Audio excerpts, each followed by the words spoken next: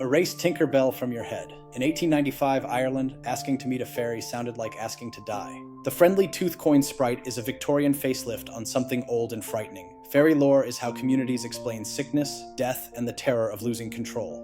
And today, we're cutting into it. Who the good people are, why changelings lead to real bodies, and how Victorian art turns the horror into pretty wallpaper. Here's the baseline. 19th century collectors, think W.Y. Evans Wentz, sort fairies into 3 brutal files. File 1, Dwindled Gods.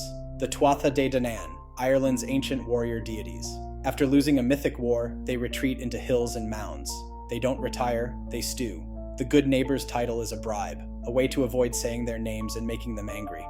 File 2, The Dead. The Sluag, the host of the unforgiven dead, move in screaming flocks from the west, snatching souls before a priest can get there. Doors and windows get shut on the western side for a reason.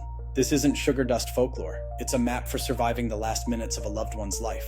File 3, The Aboriginal Theory. Victorian science loves this one. David McCritchie argues fairies are a folk memory of a conquered, small-statured people hiding in caves. The magic is stealth, ambush, poison. You can hear the Empire thinking out loud. Everyone's folklore must be a conquest story. Now the most dangerous story in the set, the changeling. A baby stops thriving, stops speaking, or a spouse grows suddenly strange, weight drops, mood shifts, a fever won't break. That belief kills Bridget Cleary in 1895. 26, dressmaker, independent, modern by local standards. She falls sick with bronchitis. Her husband Michael flips the script from "my wife is ill" to "a fairy stole her." Over days, neighbors crowd the cottage. They force her to swallow bitter concoctions, drag her toward the hearth for tests, demand that she name herself. Then Michael burns her at the fire. In court, he says, "It is not Bridget I am burning. You will soon see her go up the chimney." He thinks he's rescuing his real wife from the mound folk. He thinks he's righteous. That's the horror. The story gives a murderer a halo. So how do writers handle this? They don't fluff it.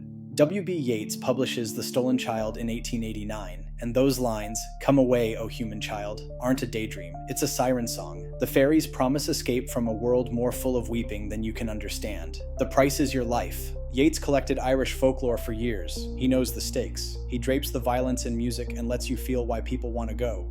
And Peter Pan? Everyone remembers the flying. Fewer remember the knife. In Peter and Wendy, J.M. Barrie writes, "The boys on the island vary, of course, in number, according as they get killed and so on, and when they seem to be growing up, which is against the rules, Peter thins them out. Neverland freezes time by force. Growth means death."